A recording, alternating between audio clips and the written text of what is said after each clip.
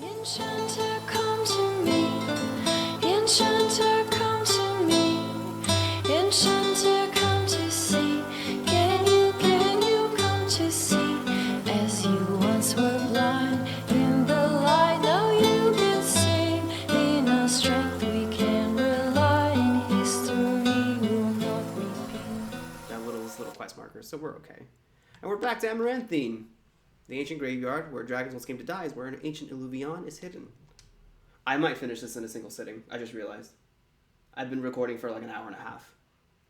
And I was just like, oh man, I'll start it and I'll finish it next week. No, I can finish it now. I can absolutely finish it now. There's a lot of reused content for this DLC, to be perfectly honest. There's not a lot of new stuff. In fact, I don't think there's any new stuff. All of this is reused content, it's very smartly used. This is very much a fun little mini adventure with some new friends who, their banter is actually quite good. I'm actually upset none of these guys ever came back. As far as like Ariane and Finn, they're both really entertaining. From Ariane's chaotic good, likes to push the nerds, and Finn's little, hyper cleanliness and anal sensibilities. But we're back here. I'll get Skelly back in a second, don't worry. We're here. Keep your eyes open for dragons. And mirrors. Yeah, this DLC goes by faster than I thought it did. Do you ever wish you had the freedom to piss anywhere and not have people stare at you? No, we talked about this. No. Do you? No, of course not. Don't be a weirdo, man. Ah, there'll be dragons. Oh, that's right. I totally forgot a cultist moved in. The cultist moved in after the Darkspawn left. Right, that's what they're up to. Totally forgets. You forgets now? Yeah, that's right. And they're basically Reavers. Yeah, isn't that funny? This should be easy enough. Don't stun me. Can I just hide back here? No, Finn. You will be useful. This should be easy enough. Which one of you... Let's do Dagger Skelly. Whichever one gets up, honestly. There you go. Sword and board Skelly. Classic. I've never met a dragon Classic worshiper Skelly. before. Not much for small talk, are they? Why would No. anyone worship a dragon? Dragons are big, powerful, and they breathe fire. Some people are easily impressed. You're not wrong about that, honestly. That cult I messed with back in Andraste's Ashes, they weren't the smartest of the bunch. Did you see that? I mean, I did. Oh, you're gonna make my life annoying.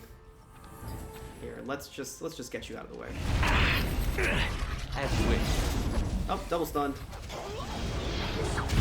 Oh, I saw a mage. This is just like a heat-seeking missile. Alright, I took care of that. Ba-blam!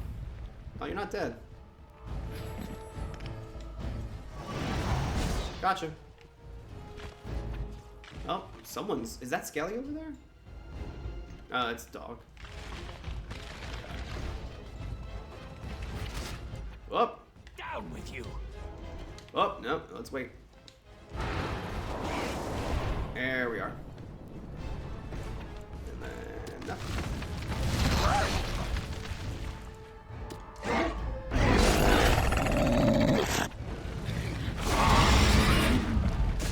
Dang you. There we are.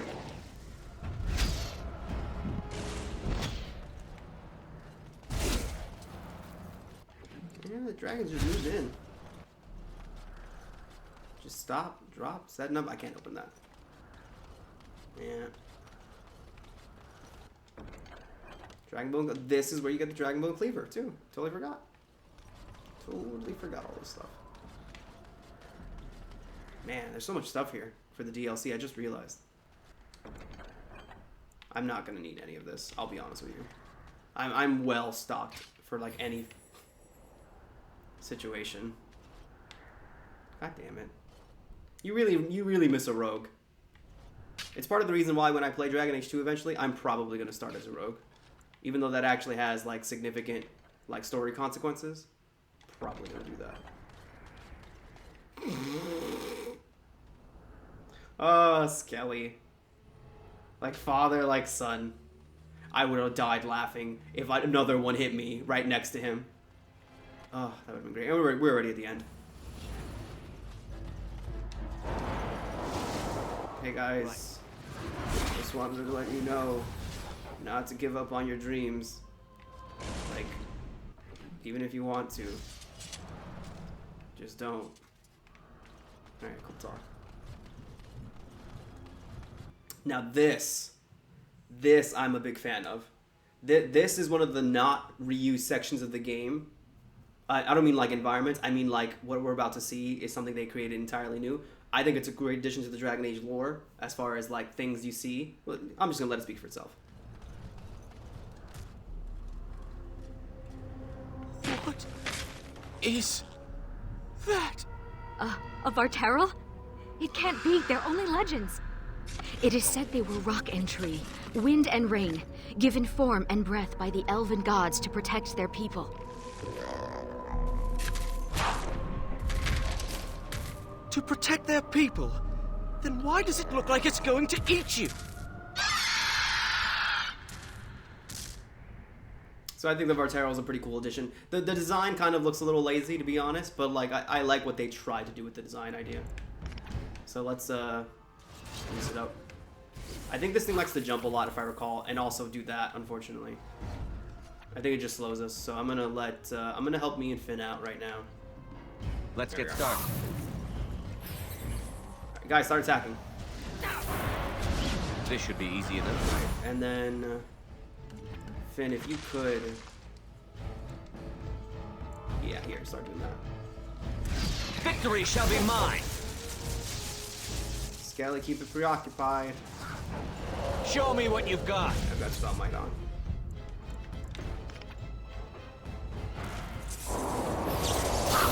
Okay. There we go, Storm of the Century. One last time.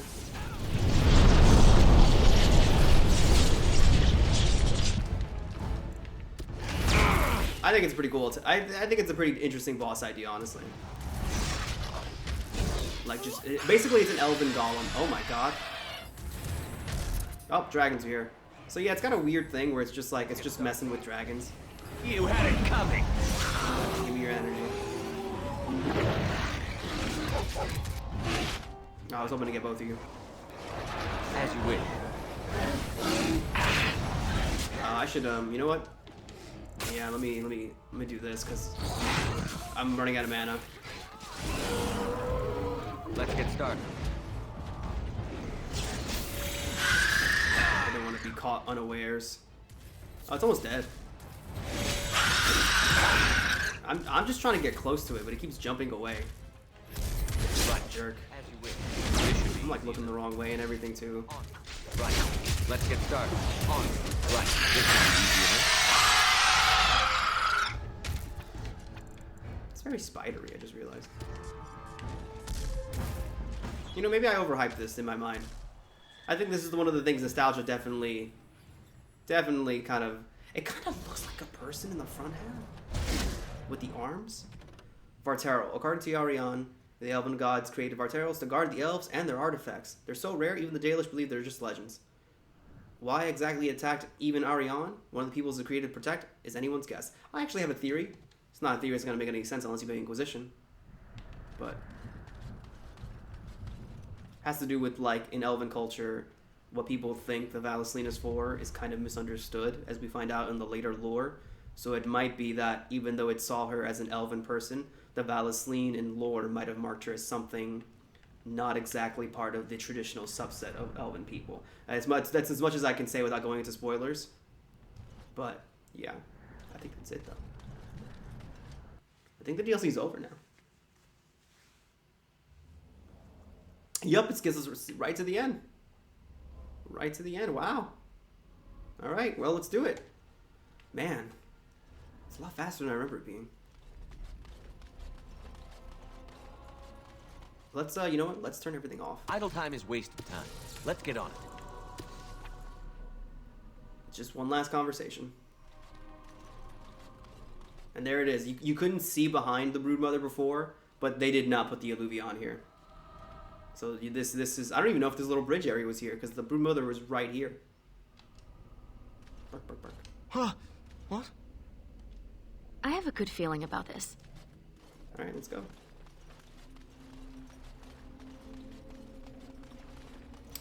Look who it is. After so long. The Eluvian. And it's glowing. We should...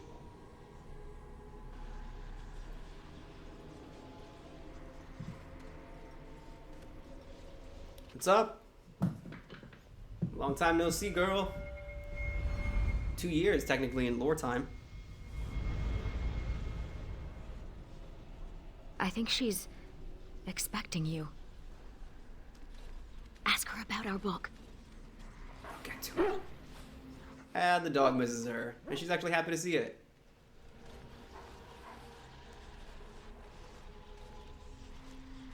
No further, please. One more step and I leave. For good this time.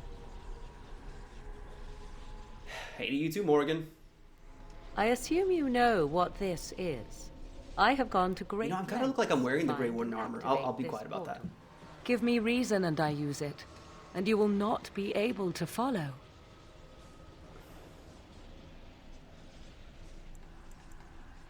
Morgan, I'm not here to fight you. I did not think you had. Tell me, why did you come?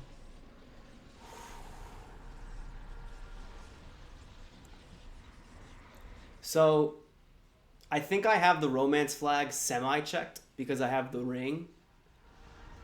I came for answers. I couldn't let it end like that. You think I would just let you walk away? To kill you, of course. Honestly, like, friendship or romance-wise, I don't think I would be able to let Morgan go. Because, like, you bond so closely with someone like that who's there with thick and thin, who saves your life, who you form an attachment to, who you have a kid with. Even when you're not romantically involved, I think there's a connection there that is, I think, from a roleplay perspective, my character, I always felt like, valued that. And especially because, for me, Ren, coming out of the tower, experiencing everything he did, I think he really valued his friendships that he made along the way. Even though some of them he treats a certain way, like he values Zevran, he values Sten, values Oghren, even though to a certain degree he kind of doesn't like some of them. And of course, like, he's with Leniana, but I think for Morrigan, like her and Alistair being the two that I met first, kind of made that impression. And I kind of ended up burning a bridge with Alistair by saving Loghain. And I think if I was writing this as a story, I think Morrigan would kind of represent like a beginning, like to not the like almost the simplicity of starting the journey, new and fresh and with optimism and hope. But also like the concern that like that's slipping away from him as life gets more complicated and the end of your life comes closer, midlife crisis and all that. So yeah, I don't think I could end. I don't think my character could let it end like that. And you once argued with me that love is not weakness. I will never understand you, and you will never understand me. We still made it work. Along the way. Yes, I suppose we did. I would not even know where to begin explaining. Okay. I mean, it's been 2 years. The kid, maybe? Start with that? He is safe, and beyond your reach. All you need to know is that the child is an innocent. He knows nothing of the destiny that lies before him. Destiny? I'm gonna need a little bit more than that. Because the child is yours. I understand. I will not share my plan with you. I dare not. If your trust is insufficient, then your anger will have to do. Morgan, what are you planning? Come on. What is all this for? My plan is to leave and prepare the child for what is to come. Such preparation requires time and power. I must have both if I am to be successful. More than this, I dare not say, even to you. You just left. I know you said you would, but I don't know. I did not betray you. I left, just as I said. Yeah, she really I didn't would. betray us. That's a weird dialogue option. You kind of didn't leave me a lot of choice in the matter. And choice did I have? How was I to know that the battle with the Archdemon would come so soon? And when it did, I came to you. I needed you, yes, but I also did not want to see you die. And here you stand, alive. So do not speak to me of betrayal. Alright, so I guess if you're not willing to talk all that much, I guess that's all we have to say about the matter. Then allow me to provide you a warning. 'Tis Flemeth you should beware of, not me. Hunt her if you hunt anyone. Now I know better. I know Flemeth. The moment I killed Flemeth, I knew Flemeth wasn't really dead. Morgan even said as much. But I'm going to play along with the option, even though it's a kind of a dumb question. Or statement, rather. Didn't she die? Didn't we take care of her? My mother has tricked her way past death and more. She is no more finished than I am. I thought I knew what Flemeth planned. I thought what she craved was immortality. And yet I was wrong. So very wrong. She is no blood mage. No abomination. She is not even truly human. The ritual was but a means to an end. A herald for what is to come. Why? Morgan, you have to be more specific. Come on, we go way back at this point. Change is coming to the world. Many fear change and will fight it with every fiber of their being. But sometimes, change is what they need most. Sometimes, change is what sets them free. And is that what you want, Morgan? Just freedom? What I want is unimportant now.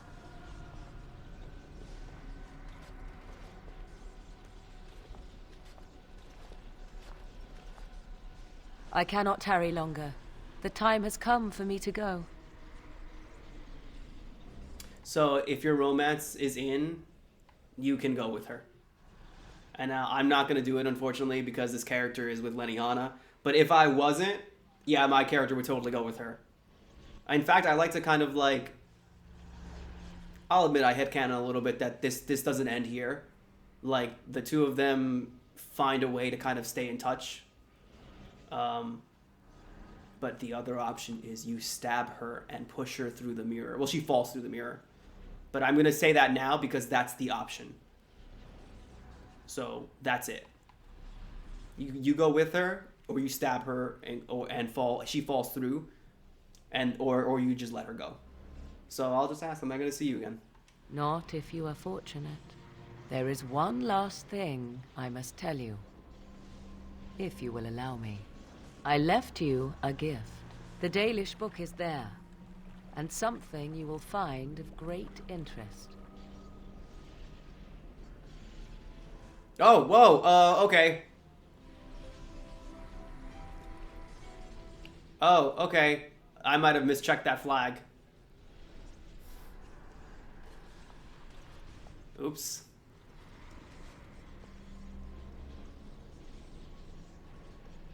You get one ring from a girl, and it's just, that's it. The rest of your life is decided. So it's never been confirmed what she left for you, ever. I'm always headcanoning that it's one of two things. It's a helpful hint to help you figure out what Morgan was talking about, or it's some way to help cure your Darkspawn taint so that way you don't die an early death. And that's Witch Hunt.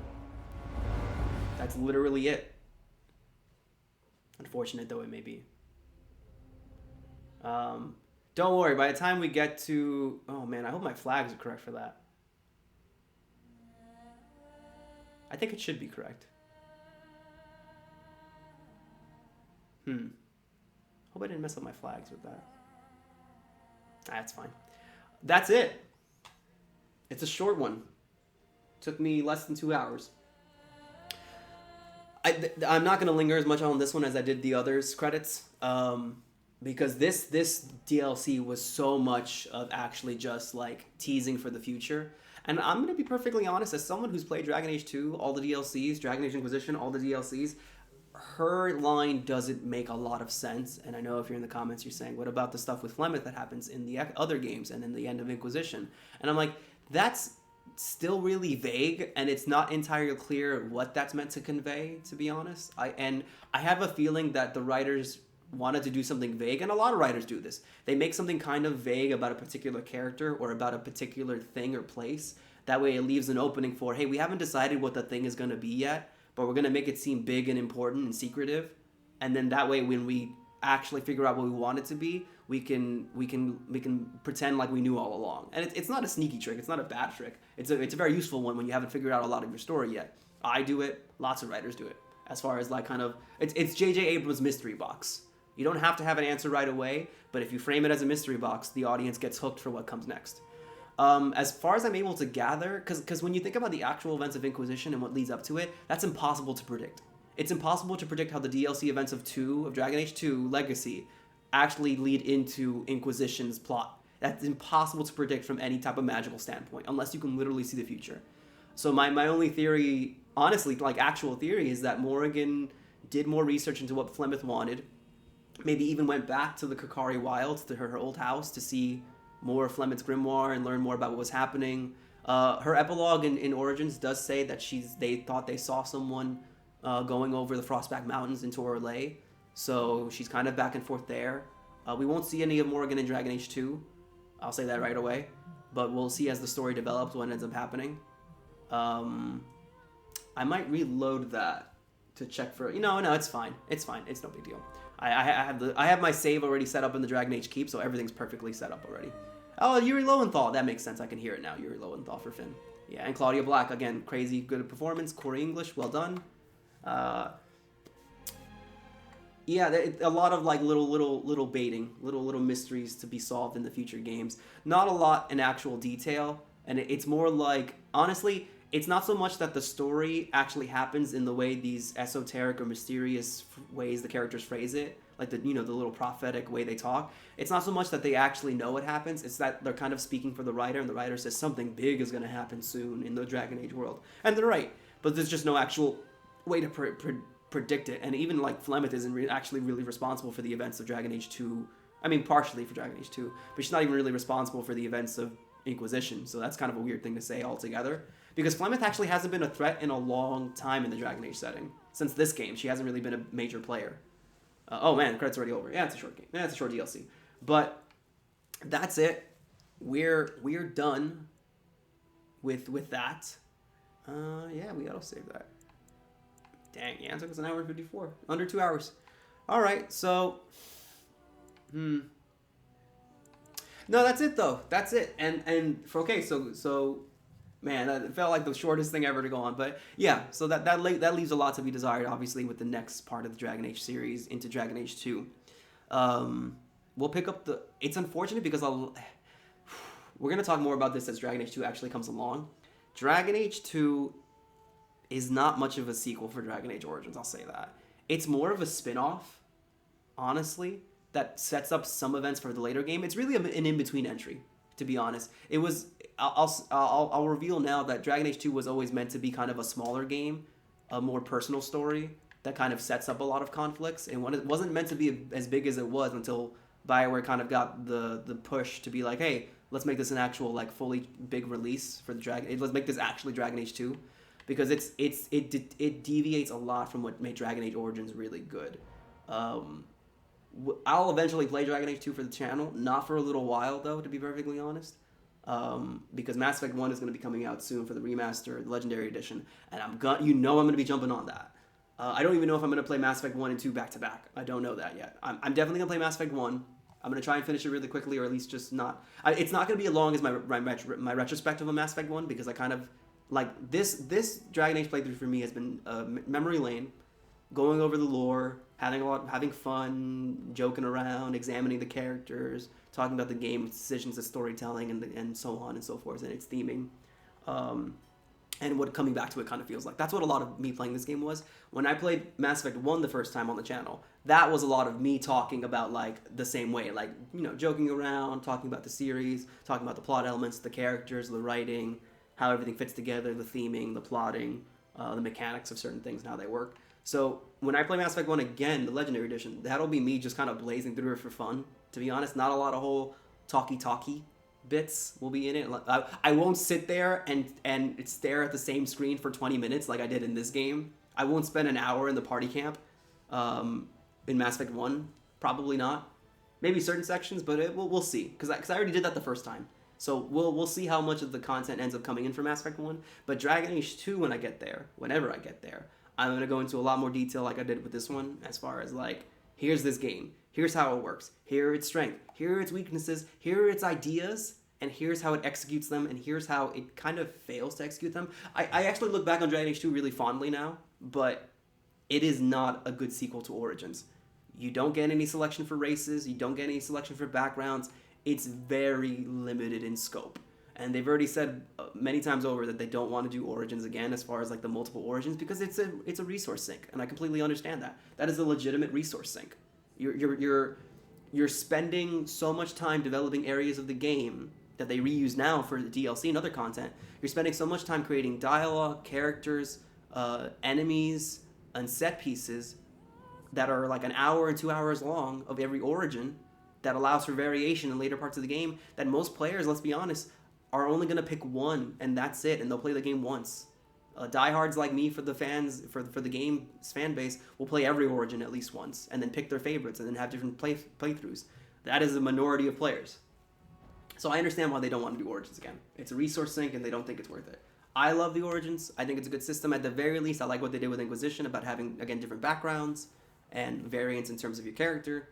But Dragon Age 2, you play as a character that is set in stone, and that is just the first on the list of many things that are different from Dragon Age Origins. And in a lot of ways, the series finds a lot of focus in Dragon Age 2 in terms of what Bioware wants it to be, and you get away from a lot of this rough early concepts of Dragon Age. But at the same time, there's a lot of tone that is correct in this game, or feels correct the first time around. I'm belaboring the point a lot, but let me just end it with this. Let me end it with a clear point.